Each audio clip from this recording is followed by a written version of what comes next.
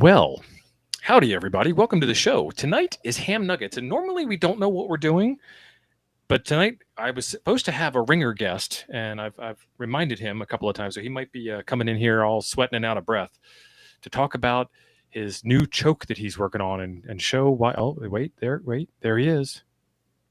Talk Ah, bad about him, and he shows up. Fashionably late, Zigward.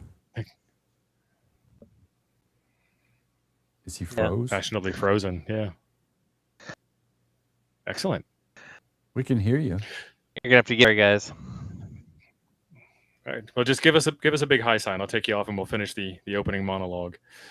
All right. So we got a couple of things to do for housekeeping while Ziggy gets ready. So he's got time anyway. No pressure whatsoever. But he is late, and we will make fun of him mercilessly in the chat. Please do so. So thank you to all the members that are part of the show and help make this a routine, wonderful event. And if you're not a member, there is a join button right below our handsome faces. Well, below Jim's handsome face. I'm kind of That's right. jet lagged. And they help make this thing a possibility. It's like PBS in the old days. So I was saying we're going to talk about Ziggy's choke. He came up with a new choke idea. He showed me the Smith charts, and they look pretty amazing. I'm suitably impressed. And we're going to talk about building them and how he builds them and why he builds them and why it makes a difference and all kinds of jazz like that. Stuff that you might have seen on one of your ham tests or might have seen in a book somewhere but forgot about. And we're here to remind you of it. While we're still waiting for the high sign, which I may have gotten because I wasn't looking, we have a licensing session, which is going to be next Monday, correct? Yeah, last Monday of the month, right? Yeah, that will be next Monday. So I misspoke last week, and I said fourth Monday of the month. It's actually fifth Monday of the month. And Toad's Discord, the link is right there pinned at the top of the chat. Someone asked about that just a second ago. Yes. And I didn't want that to scroll on by. Steve and I keep a link to that at the top of our show chats because we want you on Toad's Discord. We do. And why do we want you on Toad's Discord? And I put you on the spot. If you don't have an answer, I can answer. Because that's the best way to get in contact with us, and we're there almost all the time, and we'll answer your questions or ignore you, Frank, as the case may be, Frank. Right. And we're just the friendliest community this side of QRZ forums. Yes. And if we're not available because we're busy making new videos or just ignoring you or Frank, whatever the case may be, Frank, then there are literally thousands of other hams that are there that are willing and able to answer questions and help out. And it's a fantastic community. It also makes you part of the K-Toads, Kilo Tango Zero Alpha Delta Sierra Club, just by joining the Discord. And we've activated a park in every state. And I think we've almost got worked all states for K-Toads by POTA hunting as well. I think so. I think it's We're probably only like missing a couple. South Dakota or something. Yeah, but So, I think Marvin got South Dakota, didn't he? I don't know. I'll have to check. I think we have most all states activated.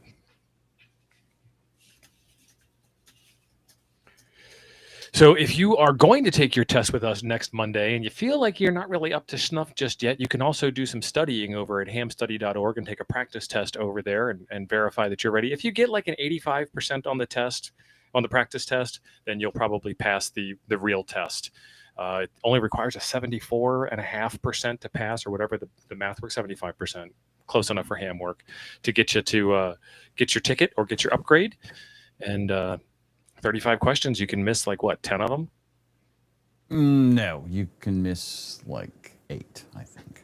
8, yeah, close enough for ham work. There's like 27 out of 35, something like that, I believe, for the tech and the general.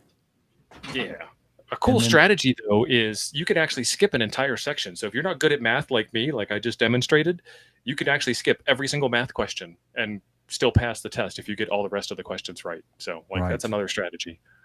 Right. So. But there's no penalties for wrong answers. This ain't Jeopardy. I mean, they're free. Yeah. Hell, pick something. You might accidentally get it right. Always pick C. Right. So I think we covered everything. Oh, if you want to be a VE, Frank's going to drop a link in the chat. If you want to help us get other people upgraded or licensed, then we can make that happen as well. Right.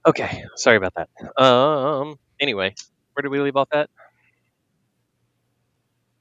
You broke up Just almost start over. everything you The said. overhead. Was Well, I can't do the overhead anymore. I had to close OBS. It's really kind of a limitation of the computer that I'm on. Okay, cool. You can hold it up in Anyway. front of you though when you talk. Yeah, I can hold it up in front of me. So I designed the choke on the stick because I wanted to tackle the interwinding diameter issue that I've always had. Most chokes, they're very loose wound on the inside, and I thought that that was a really big missed opportunity as far as coupling as much of the shield to the ferrite as possible. So I'm actually solving quite a few issues here with a pretty simple modification, right? The input and output magnetically going into the choke, the spacing, the lack of the crossover, and let's see. Oh, and then serviceability, right? Because there's no zip ties involved anymore. I just have two pieces of heat shrink, and if you have to cut one and adjust anything or do whatever you want with it, it's all open. It's an open platform, guys. And I make these in dual ferrites as well. So I'm going to I've been filling orders. I've been making these all days, and I can make you guys one too. So I want to see the dual ferrite version. Do you have one of those yet? I have one in a box. I do Okay. not. So I will Okay. make one up. But yep. The dual ferrite, it has a longer it has a 6-foot cable attached to it. You wouldn't Are you believe, are but you wrapping one coax? Sorry, one coax. Are you wrapping one core and then the second core? Or are you wrapping both cores together at the same time? both together at the same time. Two at the same Okay. time. Can I use twine, John? I will make you one, and I will make the prettiest twine interleave that you'd ever seen. And yeah, I've made hundreds of chokes for Coffee and Ham Radio doing the classic choke method, and it works. There's nothing wrong with it. But when I started running some Smith charts on my choke on a stick design, because I wanted to see, because every choke it's doing a little something, right? It's not completely RF invisible.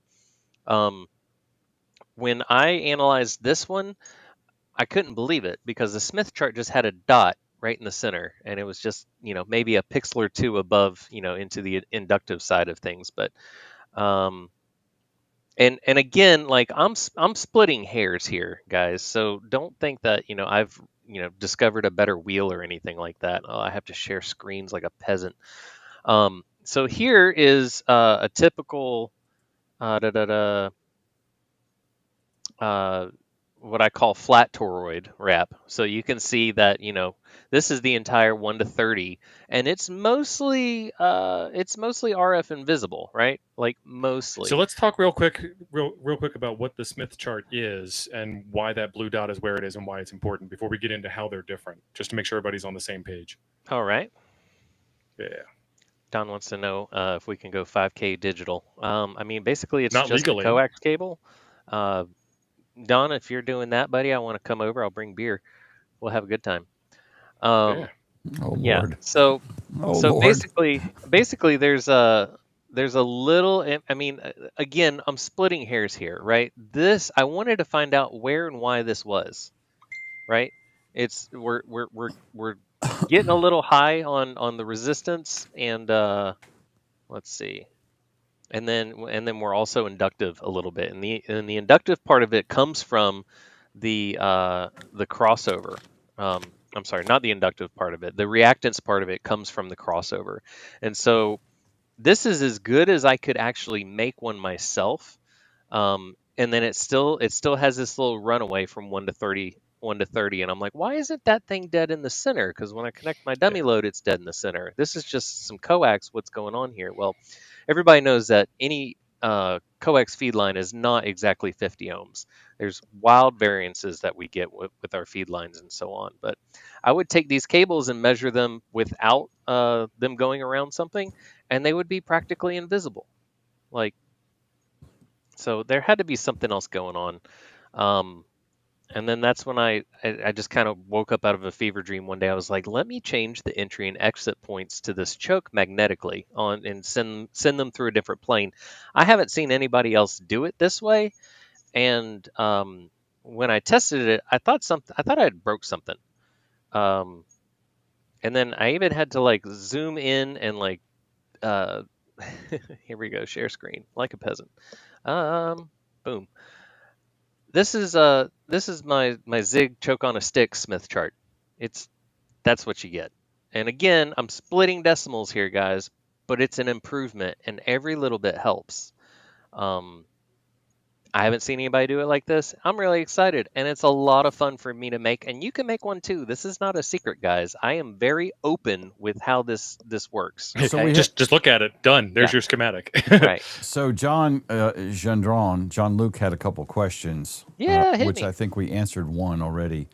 That's Tube is PVC. PVC, right? Yep. And the PVC is not copper, John. So can you bring back that other picture with most of the Smith chart on it? With the oh yeah, sure, the non-zoomed. No, you can zoom in on that. That's cool. Yeah. This is So when yeah. you look at these Smith charts, you can see that there's a 0.2, 0.5, 1, 2, and 5. And each of those, I'm going to call them hemispheres. I forget what they're called, but each of those is an ohm rating. And the one where the 1 is 50 ohms. And then it's a different amount of ohms. And what is it, like 150 and 200 and so on for the other numbers? I think it goes to 200, yeah. Yeah, so the center line is your ohms, and if you look above the center, that is inductance, and if you look below the center, that is capacitance. And usually, when you map out an antenna with a Smith chart, nothing is a dead center dot like what Ziggy's choke is. Usually, there's some type of little spiral action to it, depending on where you are in the frequency. It kind of makes that little curve around, and that's where you'd look at whether an antenna is resonant or not, is whether that dot is right on the center. So if you're thinking about like an old-fashioned manual tuner, or even your auto tuner does this too, but the manual tuner, you can see it in real time as you're changing the dials. You can actually watch the curve move around and start to get to that 50 ohm center line, that equator line, horizontally and vertically, to become resonant. And that's literally what you're doing when you're tuning, is you're moving the capacitance and the inductance around to get that thing right on that center dot. Yeah, so we got 100 ohms at the 2 mark, right? Yeah. Yeah, we got 20 ohms over here at the 0.5 mark-ish kind of area. Hey, there he is. Hey, Hollywood. Okay, The there's numbers Hollywood. Yeah. represent times the value of the center. Could be 50 ohms or any other value that your system requires, because they use the Smith chart in other ohmic type places.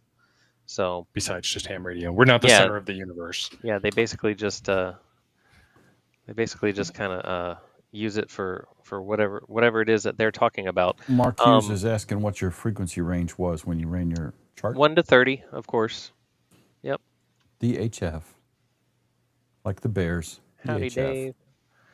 1 megahertz to 30 megahertz.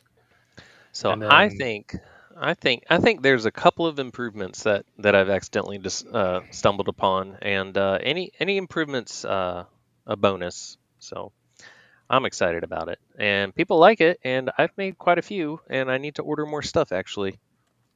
Getting kind of bleak in the build box there. Right. So Dan's got some questions for you. Our friend Dan in San Diego, not South Dakota. It's What a 240, is the size Dan. of the Toroid? It's a 240. 240. Yeah. Bigger than I thought. It looks smaller on camera. There's absolutely zero frame of reference in the photo, so I just made that up. Larry has been a member for 10 months. Larry, thank you. Thank you, Larry. There you go. Now Yeah. that's big. All right, let's hang on. Let's plus Ziggy up some. There you go. Yeah. S21 for scale. Yeah.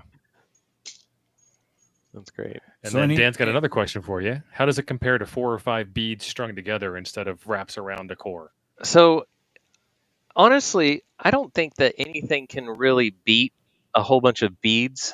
The problem with that is that you either have to buy the clamp-on beads, or you have to build this cable with the beads already on them, and Right. you need a lot of beads. That's the thing. I only need one of these ferrites.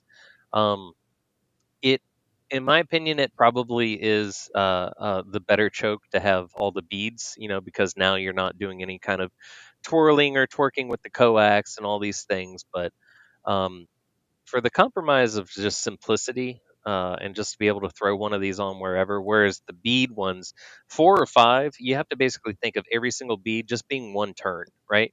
So I'm getting 10 turns. You would have to get 10 beads of of the same thickness in both X and Y off of this core to equal what I'm doing here. So it's a build preference really. Yeah, I find the snap-ons, you just wind up with way too many of them.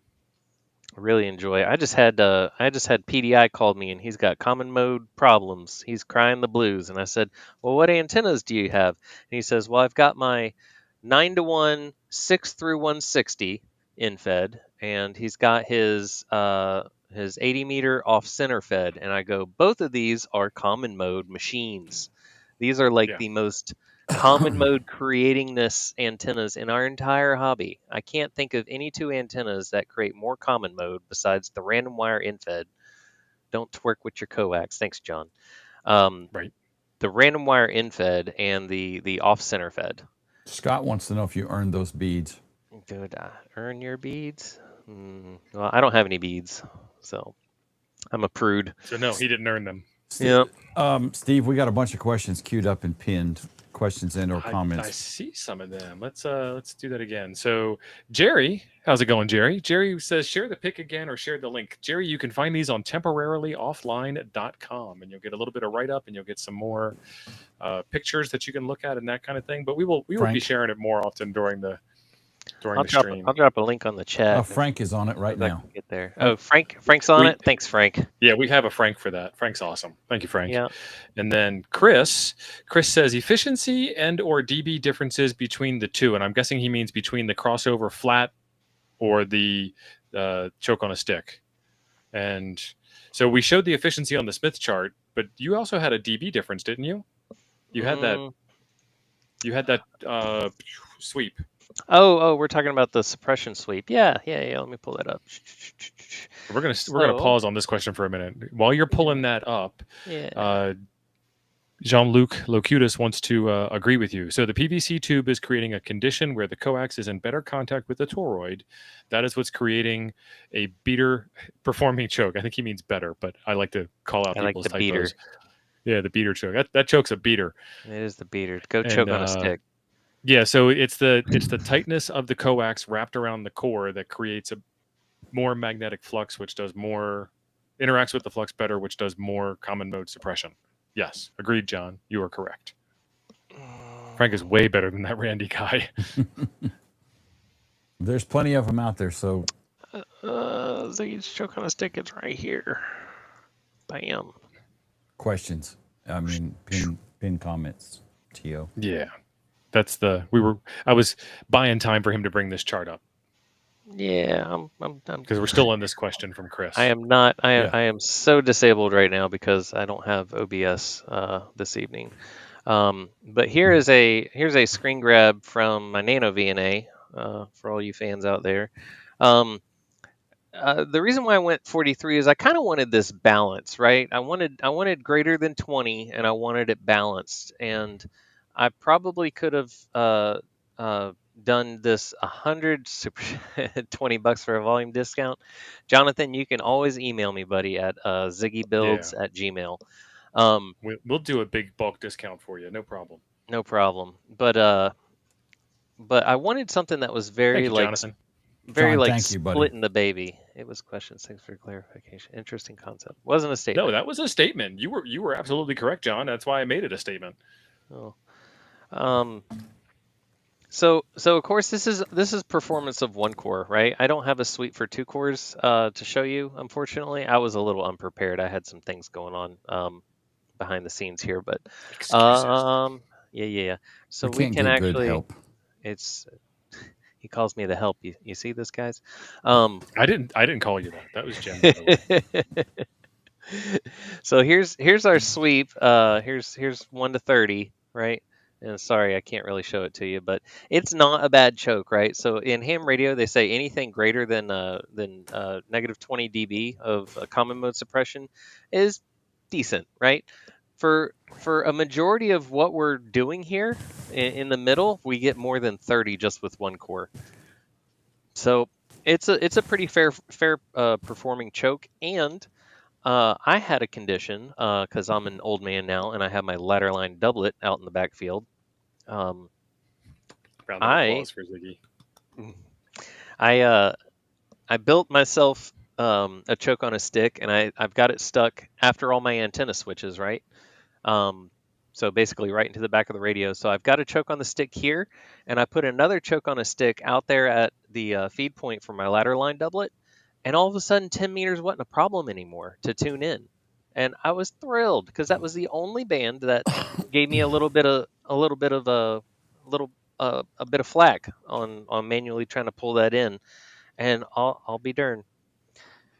Just a little bit of balancing helped out. It goes a long way. While we've got this on the screen here, again, let's explain this like there's people who just passed the test this morning, and when you look at this, it's not 30 dB of signal suppression. You're not losing 30 dB of what you want to hear. You're not like when they talk about polarization matters and you lose 20 dB. And if you actually try this, take your HT when you're talking to the repeater, and when you're listening, turn it sideways, and the signal will almost go away. That's about 20 dB of suppression. This is not that kind of suppression. So tell us about the differences between the two. Like why does minus 30 dB not scare the hell out of me? Tio likes to bring this up that we might be scaring off technicians when we see negative numbers like this, right? So it's kind of like Thank you, Starman. Hey, Starman. Let's see. A common mode choke, it's more like the bouncer at the club, right? It's gonna let things that are equal and opposite pass through. But any kind of like man-made stuff that's coming at you like this, that's not, basically in the wave format that we expect, what we call QRM basically, or unintentional QRM, that's called common mode, right? What we're after is we want differential mode to fly through this thing, and it does. But when you have some kind of weirdness going on with your antenna, or it's a bad match, that stray current's got to come somewhere, and guess what? It's going to run that third conductor on your coax, which is your shield. It's going to be your center hot, and your inside of your shield are going to do this naturally. And if there's any kind of flyback issue at your antenna, that differential is then going to ride in the opposite direction on the outside of your shield, and it's going to give you a bad time. Going to have a bad time. You're going to hear yourself in your audio. You're going to hear your computer's going to shut down. Your transmitter's going to lock up. Yeah, poor Mike's computer is going lights out. So the common mode it's real, guys, and it affects the tuning of your antenna, because your antenna is all of a sudden using your feed line as a return path, not just as a transmission line. It's really important. Nobody's ever gonna really nail a multiband antenna and not have some kind of. That's a freak of nature. Yeah. Yeah. So this is a good question, James. Noise blanker on your radio is a good start. So in my car, my HF radios, even though I'm in my car, they aren't connected to my car's electrical system. They still have a battery, right? And then my antenna isn't connected to the car electrically on HF, right? Everything's floating. So the engine noise is going to come through your power lines to your radio more than anything, obviously. So my only suggestion with that is just to use a battery and see if the engine noise still persists. Which I'm I got engine noise from somebody else's car. I was sitting in my car. My car was turned off, and I was operating off of a second battery, and I was getting engine noise from the car going past me. That's how noisy that diesel was. Hybrids, huh? Oh, it was a diesel. Yeah, it was a diesel in this case. All right, we have a bunch of things queued up. We do, but I don't know that we've fully answered that question from Chris yet. That's the one we were working on. So we showed the efficiency of the one that Ziggy's making, but Chris wanted to know the difference between the one that Ziggy's making now, the choke on a stick, and the traditional method. Do you have any dB numbers or efficiency? I know you don't have the chart ready. We got you off guard on that one. Give me 1 second, and I'll just make a live demo for you. Oh, even better. All right. So Yeah. while he's doing that, I'm going to leave that question there. We'll go on to another one. Thank you, we Jerry. we have a super chat from Jerry. Jerry, thank you, buddy. And Jerry just bought one of these chokes, so he's going to test it out with all the rest of his chokes. We should have had Jerry buy it live. Well, he bought it live during the stream. He did. Yeah. So Sean Technishawn has a question. Is that the same size Toroid that was used in the previous chokes you were making? No, Yes. it is not. It is not. Because you were using 140s. You were using 140s, weren't you? I've never for made a the car 140 ones, choke. Those were 240s. Never made a Okay, 140 they were choke. 240s. So, I hate it when so the Dad and difference Dad is no argue. crossover, and but this Yeah, is the crossover this isn't never really copying made radios. sense to me. It's just the way everybody had done it, and it's like an old ham's tail, you know? It's like, this is the way it's done. do it like the rest of us, boy. Well, so the reason why it was done wasn't because it was more efficient. It was because it made the coax come out on the opposite side of the Yes. choke. Correct. So it could be neatly laid flat in line. Not because it was good, but because it was a compromise that was worth having for that. I agree. And then Mark, our friend from Boondock Echo, says you can also make coaxial mounted bowens. Awesome. Thank you, Mark. And then John wanted to know what flavor coax are you using? 8X. 8X, all right. I think. Let me see. And then Doc Brad wanted to 8X. know, do they make a Roid big enough for LMR 400? Higher power coax. Doc, you can spend money on anything you want. If you have enough money, everything is within reach.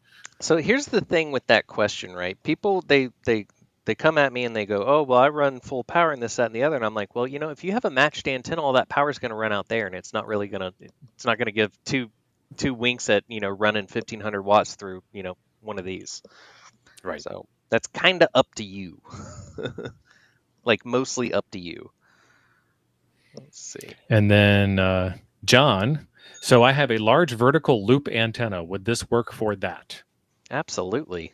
It'll work for anything. It'll work for anything, for sure. But a loop is my favorite. I have a full wave loop. I need to actually get it back up and higher, but nothing quieter. Oh, another thing too, nobody likes to talk about with chokes is that they actually do a little bit of noise suppression, and it's hard to quantify what they are doing, right? Because we don't have like a baseline noise level that we can compare with and without a choke. Typically, that would be a great experiment, by the way. But, because they do this balancing act, there is a little bit of noise suppression that goes along with it that people don't ever talk about. All right. Next up is Rusted Link, KO4TNL. Go check out Rusted Link's YouTube channel because he's got a really good grits and eggs recipe that is applicable to ham radio. Choke at the feed point or the radio? This is an argument. Are you ready for an argument? Both. Do it both. Yes. Everywhere. And if you have an end fed half wave and you don't have a counterpoise, choke in the middle. Yeah, because you need something. Yeah, you need something. Yeah, choke. So like on my ICOM 705, which is notorious for RFI, locking the radio in transmit, I choke the coax at the feed point of the antenna. I choke the coax at the radio side, and I choke the USB cable between the radio and the PC. Choke everything. Dave, this is Seed Studio Dave, Meshtastic Dave. Thank you for the super chat. Is the car choke look at Dave cutting in line like a pro. Is the car choke I bought at Dayton a Ziggy choke? No, it is not. It was made by Ziggy, but it's not the choke on a stick. No, it's a Ziggy choke. Ziggy built it. But I was going based off of, the design you were told to make. The design I was told to make. That was the only design that, I've been experimenting with the non-crossover style. And the problem is that in this plane, right, that we're all used to, you can't do the non-crossover method because you go around and then you come back out the same side and everybody goes, what the hell is that? No, I don't. Would that make any real difference, Ziggy? Yeah, I just busted this out real quick. Would that make any real difference? Have you tested that? It makes zero difference. I didn't think it would. It would upset a lot of OCD people, but that would. I got really excited by seeing Ziggy make a choke live on stream, and I missed what the statement was that we're questioning. What was that again? Did it make any difference if you don't do the crossover and like a barbarian just go around and come out the same side, so you have Make the U-turn.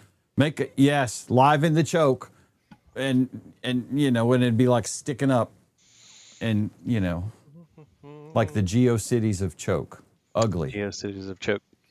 James is coming back with the noise and the truck issue. Move the antenna to bed and battery in the back. James, it's starting to get to be cooler weather, so just turn the engine off. Yeah. I am looking for my VNA at the moment, fellas. If you'll just give me a minute, I might have to dig for just a second. Oh, we can fake it.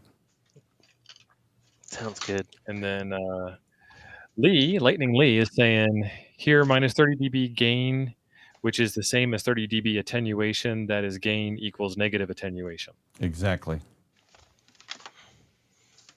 But it's not attenuating the signal you're trying to listen to. It's attenuating the common mode. It's so negative. Even though we're using the same chart, you're measuring different things with it.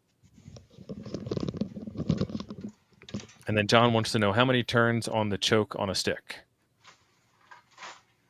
We'll have to come back to that one. Ziggy's lost in thought there. Yeah. The larger the theta of the cable, the more likely to damage it with a tight bend radius and let the RF leak out. Yes. And I see hams abusing that all the time when they're coiling up, even with RG8X. This is a pet peeve because I've seen the knuckleheads in IT do this at work with the network cable. They'll coil it so tight, and then they'll take the tail end, and wrap it around the coil inside. And I'm like, oh my God, no wonder it doesn't work half the time. Yeah. Same with coax. Cables have a bend radius, a minimum bend radius. And that's solid copper, or I guess maximum in most of radius. those. Yeah. That's solid copper in most of those. And you will break that a lot quicker than you would break network cable even. Yeah, that's a fair point. All right, Don, has gifted 5 memberships. Thank you, Don. Chris got one, 8VOX, or 8, damn it, W8OX. Ham Radio Tectonics got one, the Billster. Bill. Calibrate. Cyber Jason got one. Cyber Jason. Jerry Simonowitz got one. Yeah. And not Lightning Lee, but other Lee got one. So thank you, Don, and all y'all thank the Don. Lee, what's your dog's name?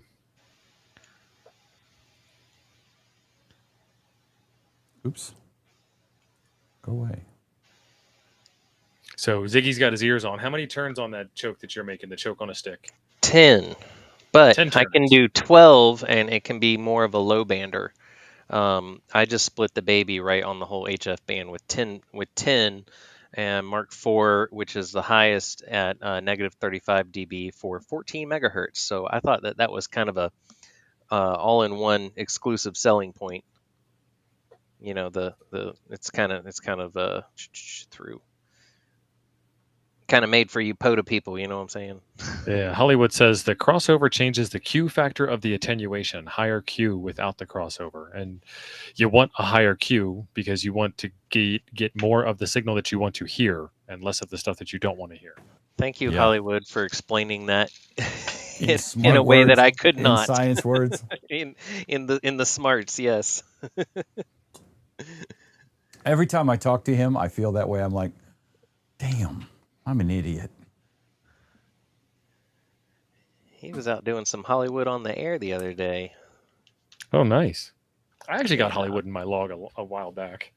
That's years ago. That's a sacred kind of thing there.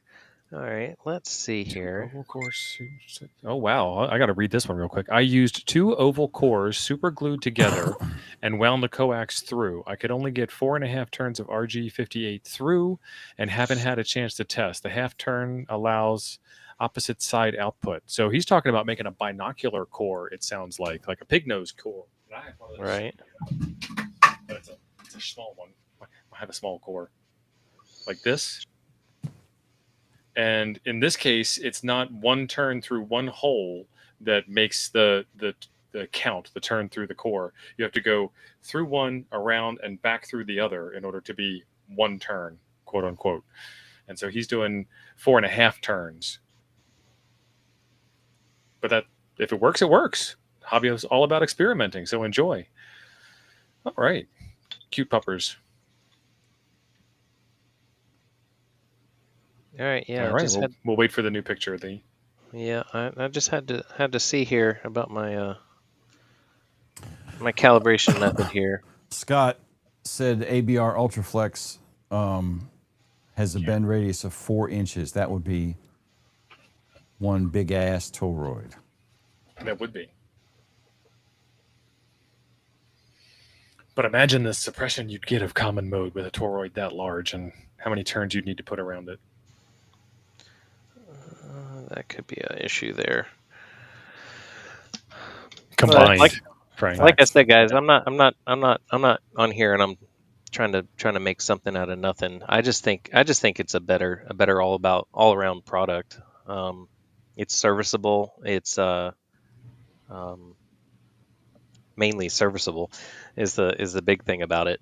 I'm not hiding anything inside of PVC. And I've gotten really good at making these chokes, and there's really not much more to it than that. I just kind of wanted to start working. When I first got with Coffee and Ham Radio, I was super obsessed with the infed half wave, and what I soon learned is that no matter how well I impedance match an antenna and sell it, it's not going to be the same wherever it goes. Right? Somebody's going to have a different kind of somebody's going to have a different kind of earth. Somebody's going to have a different kind of I just got that. Sorry. A different kind of earth. Somebody's going to have a different kind of deployment. There's going to be all kinds of factors involved. And the number one thing that I got was, hey, you told me how that you're going to deploy it, and I built it, and I impedance matched it for that deployment. And then when you get it, it's a different story. And so really, this ham radio hobby, as far as selling antennas and building antennas for people, it was super high stress. Super. Yeah, if I could pot it in a sealed pipe, I could charge way more. I sure could. Well, that's actually kind of a genius idea. Put the magic in it. I mean, for a Canadian, right? He's carry that brick to your soda. Put that thing in like a 2.5 or 3 inch PVC. Fill it with hot glue or potting material or whatever, and then paint it black. It'd be leet. It'd be leet. Okay, Ziggy, you're going to have to put a warning message on the sales page for this. Geekiest Guy is saying, it was probably asked already, but how big of an enclosure would I be for this choke? Guy, do not take internally. Yeah. This is not medication. This is to be applied to the coax. Topical use only. Yes. How big of an enclosure for the choke? So the idea is that it's not enclosed, right? You go putting this thing in any kind of enclosure, then you're only going to introduce reactants to the whole thing. It's kind of meant to be how I've got it deployed. I've got it right in the back of the radio, and then everything else has to come through that that bouncer first, and then again out at the antenna, out at my ladder line doublet, right there at the base feed point, and that does so much. That was work actually. So you guys are terribly nice. You're just blowing up the store here with purchases. I really appreciate that. Sweet. I guess I'm a little frazzled. I forgot to check that. Hang on one second. Keep talking. You were going to do a comparison between the choke you just wound. I'm trying to pull it up. I'm having a little bit of says trouble. Leave it exposed. He wouldn't. Nice. And Hollywood is quoting one of the greatest rock songs of all time. Well, he's paraphrasing it actually. And the ones that mother give you don't do anything at all. All right, so I can go ahead and stop this. Boop. And now I've got this. This is actually why I mentioned it the way that I did. There's a warning label on Preparation H that says "Do not take orally." Right. Because somebody wrote him a letter. Hey T.O., we're gonna be sneaky dudes since I had to do this on my phone. I just sent you a message, and then you can share that real fast. I think. I see it. Yeah, because otherwise I have to do a cross-platform kind of thing. Where? What's going on? The image is too big. There it is. Go ask Ziggy when he's 10 feet tall. I missed it. Let's see. There's the picture. Yay! And if Can you you plus that up? probably No, of course not. So this is nano VNA. It's running from 1 megahertz to 30 megahertz, and we've got a Smith chart on it. And which choke is this? This is the straight through. this guy. This is the crossover. Can you say that in words? Because I can't see that screen right now. Oh, he's showing the one he made for car. Okay, with the crossover in it, and The I see a standard red crossover line and a choke. purple line. Sorry, you're gonna have to ignore the purple line. That was me setting up, and I double sweeped on that. But yeah, it's the red No line. sweat. All right, red so you line see is that Oz. little, there's some inductance, there's some capacitance as you run across the sweep.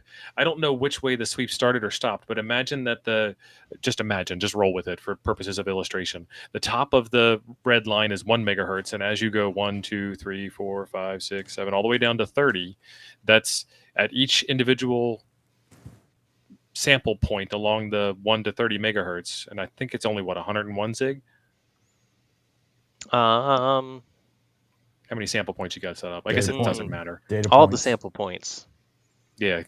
So the more sample points you add, the longer it takes to do the sweep. But it's not every single point along the entire one. It's not 30 million points. It says 10 segments. It's only 10. But this is why, like, if you measure this dead on at one frequency, you're not going to see a swipe here. If you just did 1 megahertz to 1 megahertz, you'd see a dot. But we're doing the entire, popular HF band, 1 to 30 megahertz. Yeah. So as you can see, there's a little bit of character, and the thing is that nobody cares about that little bit of character, but I do. That drove me nuts, and I wanted to know why, and I just showed it right here live on stream for you guys. That they're great. They are super great, right? It's just I wanted to find out why. Why was it doing this? And just by getting rid of the crossover and changing the entry point of the choke and keeping it tight coupled to the inside, 1, 2, 3 steps that I've made for this device here. Yeah, I've already got. So this answers Chris's question that we've been working on for most of the show. So this is the dB difference between the two and the efficiency between the two. Here, I'll show. I can do dB differences. They should technically be identical, right? As far as choking's concerned, because I mean, instead of, a lot of people don't know this, right? But when you exit a core and see how one is laying flat as it leaves the core, that little quarter turn counts. Right? Every quarter turn around it adds, whatever fraction of choking impedance to the device, right? That's close contact to the ferrite material. So really, if you math it out, you're getting the same, what I call surface area contact for the ferrite core. So you're not going to see like a performance boost or change much in between the two.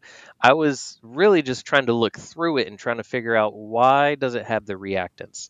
And I think the crossover is the majority of the culprit.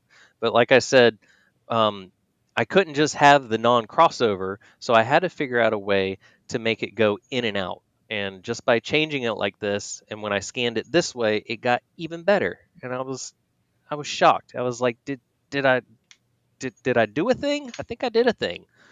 Right. So I'm excited about it. Now I have a whole bunch more I got to make. Thank you, guys. Yeah, definitely. And Mark is saying, will that software allow you to overlay the SWR circles? And I think it does.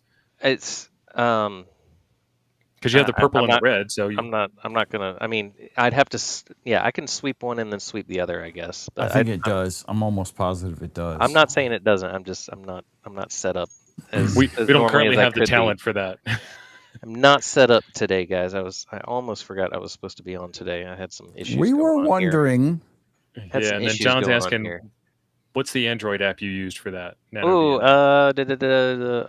VNA web app. Why it's called a web app, I'm not sure, but it's Nano VNA web app. because we don't know how to name stuff. We're just engineers. We're not marketers. Just engineers. Pause sweep. Anyhow, I really appreciate you guys having me on and let me talk about this. I haven't Oh, really for sure. been able to have any exposure with this thing yet. School started and the kids are sick, so things are normal in America. A high correlation does prove cause and effect. Right. Which Mike you is suggest asking for 6 yeah. meters. Yeah. Go ahead, Steve. Because we've been sweeping 1 to 30, but 6 meters is 50. Why aren't we sweeping 50? 50, I will do 54. one just for him, okay? Are you gonna do it live? Yeah, so do it now. Mike, the answer is more turns. This one's designed for HF, and you put more turns on it, and you can increase the frequency by removing some of the tail end and adding some of the front end or something along those lines. Have we talked specifically about why that toroid? Because I don't think we the have. 43 instead of the 31. Right, or a 61. So all the, I mean, so if you were somebody that operated like 20 meters to 6 meters primarily, I might would experiment with a 61. Hold on, let me get the Holy Grail here. Because that's what I used to build my Chronos with, was a 61. Got it printed out right here, fellas. Oh, look at that. So we would 61's down here. Yeah, so if you were like a high bander, right, and somebody who basically operated 20 and up, it's showing me that you would most definitely pick a 61 core, and it would have to be like a high turn count, like 17 turns on there, which is actually, that's pushing it. That's way, like, you're not going to get 17 turns on a 240 size core. So that's going to have to be backed off a little bit. To what's this, 12, and 12 is still highly respectable. So that pretty much covers, let's see. Yeah. 12 turns on a 61, that would be like your 14 through a 6 meter configuration. And I can build you one of those too. But the 31 was a little low for me. So I tried it with a 43, and the 43 split the baby like you saw earlier right there at 14. I thought that was a winner because most people are going to see 14. They're going to be like, yes. So. Racer X has become a member, probably again. I think you were a member a while back. We've been at this for a while, both of us, and I still have your sticker on my toolbox in my shop. So, welcome back. Thank you for becoming a member. And we all want the chart, Ziggy. Yeah. What, this chart? Yes. Yeah. The GT3, the GT3XQ chart, I believe it is. Is that something you found or something you made? Oh no, I actually made this from his chart. So I took all 4 images and then I cropped them all together so I could print this out on a little cheat sheet. Can you share that with the people? Yeah, it's actually in the Toad server somewhere. I'll find it and redig it up and share it out again. It's long ago I've shared it. I'd have to find it for you. But yeah, I took all the 4 charts, the 31, 43, 52, and 61, and then I cropped them all so I could print them out on this little 4x6. So, that would be really handy. I should probably print these out and stick them in the boxes for the chokes that you guys buy. That would be really cool. Be really nice. Jason, nice that'll only add a couple of pennies to the thing. Thank you, Jason. Yep, appreciate it, Jason. And the super chat. And wow, the super chat. Appreciate it, Jason. And Frank posted the link to that. And I think it is G3TXQ. Well, Frank, GT3XQ, yeah. And it has an invalid certificate. That's a ham website. I'd expect no less. Oh, absolutely. And then so here I just, come on. I'm going to share that out, Disconnect. Steve. Okay. And connect. And I plussed it up. And if you guys don't freak out, because you'll get a cert warning. It's okay. There's nothing that you're not giving them banking details. It doesn't need to be secure. I know, but there's a whole bunch of people who will lose their minds. That site had an invalid certificate. Yes, it did. Can't attach a file to an email, but can boy, do they get wrapped around the gourd when a all cert the doesn't time. need to be there. My boss loses his mind. I have to go in and calm. I talk him off the ledge. Calm down. Just Jason gave out a membership. Thank you, Jason. And Geekiest Guy got it. Thank you very much. So this is great. So what you did is you just cut and pasted all this together, Zig. Very cool. Yeah. I'll find the one that I that I've got all formatted together. Yeah, I've got all 4 on a little cheat sheet that prints out. So I'll see if I can't find that and Nice. share that as quickly as possible. Nice. I would just a thought. I would stick it on the website next to your Toroid as It's a a free nice download. handy one. I found myself always looking. I was like, all right, what's about 61? What about 43? I was like, It's I not need my all of them website, in but one that's what I do. page. I need all of them. Bar charts. Jody. Yeah, Jody says certificates are hard when you're hosting your domain on a vape CPU. Right. If you guys haven't seen that, somebody found a way to hack a vape and turn it into a web server, and it's got like 24K of memory or something like that. Isn't that just left over amazing? for data. It's precious. It really is. We can't have a web server on a ham radio, but man, they got one inside of a vape. Well, what kills me is this is supposed to be a smart people hobby, right? It's supposed to be. And it's like, haven't you guys heard of NPM or something like that? At least throw that in front of your site, so whatever. It's supposed to be. Mark says that you can I know steal where his it's at. coaxial balun design. 3D files and all. Nice. Mark, where did you share those? In the Discord? I'm checking. Increased Noise has said his web activity and exploration has really changed in the last 2 weeks. Since he passed the exams, he feels like an internet archaeologist because of the sites he's found. I was just talking to my wife about this earlier today because I've had to deal. We've made some upgrades on the Toads Digital today, which I also did want to mention. And yeah, dealing with that yeah. I feel like Howard Carter breaking into Tut's tomb every time I figure something out with that mess. Let's see. Okay, you guys are going to buy me out. Nice. Yeah. So that product is set to continue to sell even if there's not inventory. So when you run out of inventory, send those people a message and we'll just leave them sit in the store.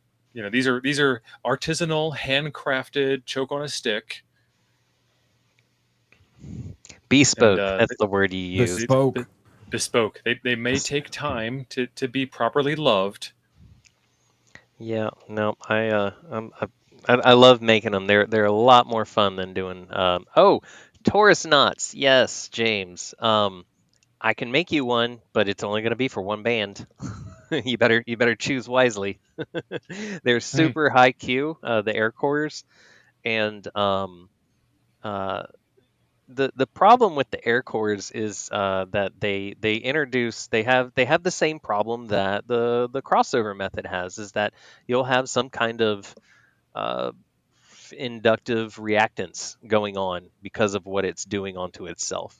So is it going to choke? It's going to choke great, right? It's going to actually be like a high performer if you can get the diameter and the number of turns right where you need it. And of course, if you're on a VNA, you can see this in real time as you make it. I think they're cool and mystical myself. I would love to make one, but the problem is there's always going to be that doubt in my mind. I'm like, that thing might have shifted a couple of millimeters, and now all of a sudden it's choking at 15 megahertz instead of 14 megahertz. So, can they be built? Yes, they build them all the time, and a lot of people build them and they just go off of somebody's opinion, like, oh, that's 4.5 inches and 7 wraps will get you. I'm like, no. That's not how this works. We're not gonna guess and go off of somebody's he said she said when it comes to empirical this stuff. data. Right. We're gonna put it on a VNA and we're gonna put it on the bench and we're gonna get it. Unfortunately, my phone's trying to die, and then also I left my VNA on, so I'm running out of fun steam with that, and I'm still trying to find this choking chart for you guys. That's right. You don't have to do it because you're charging the VNA from the phone. That's right. Yeah, so I'm draining the phone even faster. Don't worry about the chart. Just get it. Just post it. Send it to me or Steve. We'll take care of it offline. Ziggy. Yeah, we got it. Yeah, we got it. And then let's see. This is going to be. There's only a minute left in the show. You ain't gonna finish it before the show's over. Right. I need a new paint shop. Got to make water. Good Lord, there's a $150 order. That would be John. Nice. Thank you, John. I'm guessing. Jonathan goes all in. Say it again. How do you hook up and test this? Your VNA? Yeah. Okay, Those so ports. we need right. So these are your friend, right? This is my B&A in a box. These guys, these little breakout, these little clip guys. What you're gonna do is you're gonna actually your hot, your center. You're actually gonna clip onto the shield, right? Because that's what we're trying to measure. We're trying to measure the impedance choking that's going on the outside of the shield. So you typically just hook your grounds together, your blacks to blacks on your through, and then just either side of your shield, you just clip on one of these. And of course, you connect these together and then you calibrate that saying that this is through. And of course, whenever you have flying leads like this, you have to be very, very careful on how you do that and make sure that you can actually get it to calibrate properly. My favorite spot is not here on my desk. I've got way too much stuff here.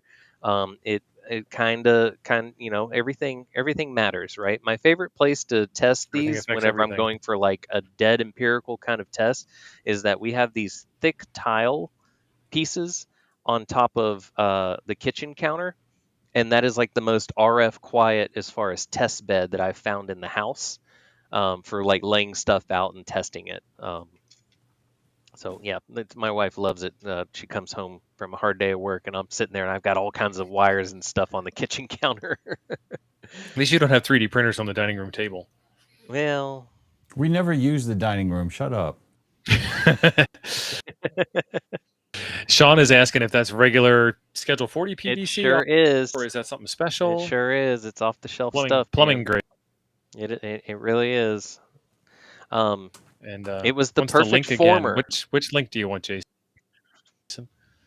It was the perfect former. Temporarylyoffline.com, James.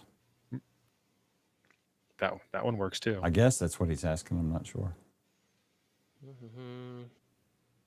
My fridge the is my answer, RFI regardless. enemy. I agree. Fridges, especially the inverter style refrigerators, those things are crazy. Hey, thanks, Hamnetics. Kudos to Ziggy for powering through internet issues. Rock solid since we moved from P to A. Thanks, Ziggy, for the setup answer. All right. Tio always telling on people's junk. Ham till it hurts. Right. See. Out in the backyard on the picnic Well, folks, table. we've reached the end of a successful Ham Nuggets episode because we all together and enjoyed each other's company. Right? Success is not the most Ham Nuggets episodes. Usually, it's just let's try it. But I think we got all the way today. So thank you all for joining us, and check out temporarylyoffline.com for the choke that we've been showing today, and hope you all enjoy it. I'm going to click the button. Great show, Ziggy. Thank you. Go choke on a stick, guys.